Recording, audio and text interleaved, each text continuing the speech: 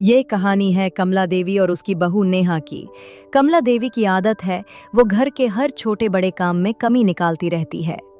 कमला देवी शादी के बाद पहली बार मानव और नेहा के साथ रहने आई थीं।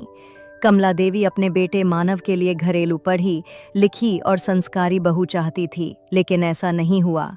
नेहा खुले विचारों वाली और अकेली खुश रहने वाली बहू थी। नेहा मन ही मन में अपनी सास के बारे में सोच रही थी। गांव की अनपढ़ और अकड़ू बुढ़िया कहाँ से आ गई मुंह उठाकर। पता नहीं कितने दिन मेरा जीना हराम करेगी। शाम को मेरे घर किंजल और प्रिया भी आने वाली है।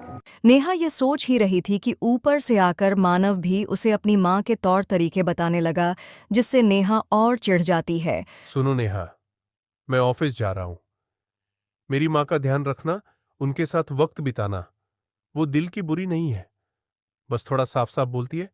उनकी कोई बात मन पे मत लगाना। अच्छा माँ, मैं ऑफिस जा रहा हूं, आप आराम से रहना। छुट्टी के दिन मैं आपको और नेहा को शहर घुमाने ले जाऊंगा। आपको किसी भी चीज की जरूरत हो तो नेहा को बता देना, वो मुझे फोन करके बता देगी। अच्छा ठीक है भाई, जाओ तुम अपने ऑफिस। ये नहीं है कि माँ इतने टाइम बाद गांव से आई है, थोड़ा वक्त माँ के साथ भी बिता लूं। और जल्दी घर आ जाना, बाहर से कुछ मत खाना।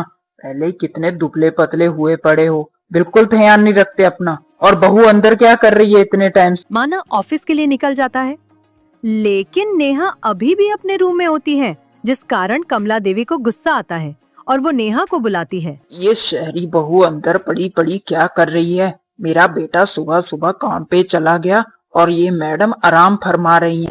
अभी इसकी खबर लेती हूँ। क्या कर रही थी अंदर इतने टाइम से? घास आई हुई है, ये नहीं थोड़ी सेवा कर लूं?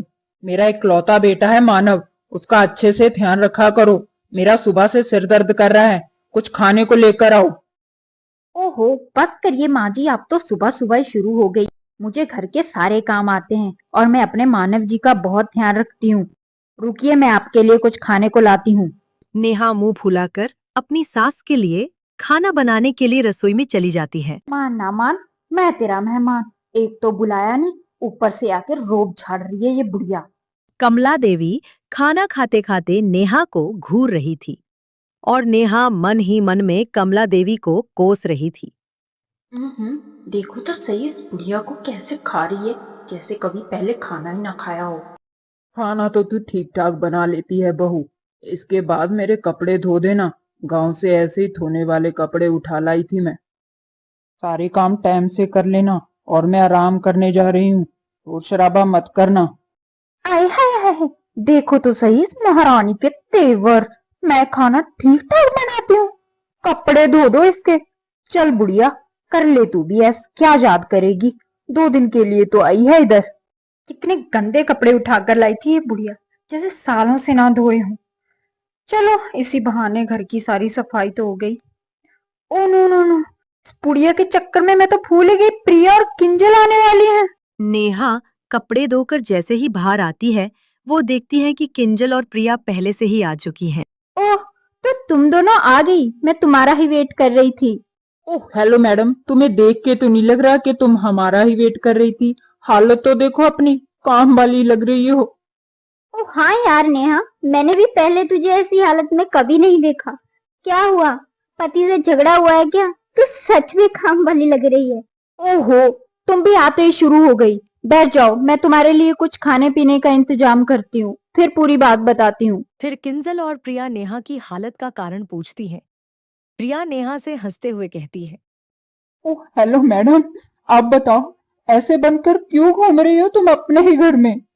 क्या बताऊं यार, गांव से मेरी सास आई हुई है, उस बुढ़िया की वजह से मेरी ये हालत हुई पड़ी है। ओह नो, तो अब कहाँ है वो? अब महारानी जी सो रही है कमरे में। ऑर्डर दे दे थक गई है ना सुबह से मुझे। तो उस बुढ़िया को हम मजे चुकाते हैं, क्यों प्रिया? ओह यस किंजू बेबी, हम मौज मस्ती करते हैं, म्यूजिक चलाते हैं, डांस करते हैं, छोड़ो उसकी बातें। हाँ यार, तुम सही कह रही हो।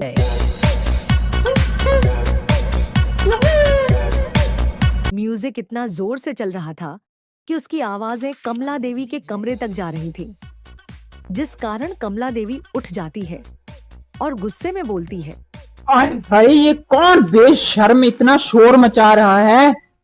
बंद करो ये तमाशा। ये क्या हो रहा है बहू? ये अधनंगी औरतें कौन है? ओ हेलो बुढ़िया, अधनंगी औरतें किसको बोला तूने? कमला देवी को और भी ज्यादा गुस्सा आ जाता है। तुझे बोल रही हूँ बेशरम, निकलो मेरे घर से। कमला देवी और प्रिया की बहुत कहासुनी के बाद वो दोनों वहां से चली जाती हैं। लेकिन इसके बाद सास बहू की बहस हो ही रही होती है कि मानव घर आ जाता है, जिस कारण वह बहस बंद कर देती हैं। मानव तुम आ गए बेटा, जाओ बहू, मानव के लिए चाय पानी लेकर आओ। मानव के सामने सास बहू ऐसे पेश आती हैं जैसे कुछ हुआ ही न हो।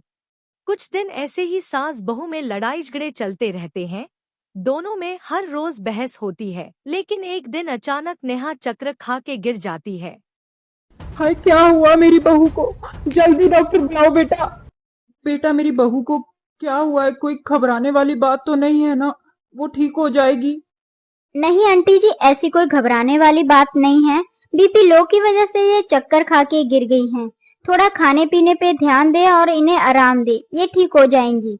नेहा की तबीयत बिगड़ने के बाद कमला देवी घर का पूरा काम करती और नेहा का पूरा ध्यान रखती, उसे अच्छा अच्छा खाना बना के खिलाती।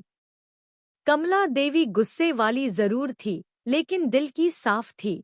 नेहा की तबीयत में सुधार आने के बाद एक दिन जब कमला देवी अपने गांव वापस जाने के लिए तैयार होती है, तो नेहा कमला देवी से कहती है, माँ, मैं सच में भाग्यशाली हूँ कि मुझे आप जैसी सास मिली। अब आप गांव नहीं जाएंगी, आप हमारे ही साथ रहेंगी। पहले जो भी हमारे बीच हुआ उसके लिए मैं आपसे माफी मांगती हूँ।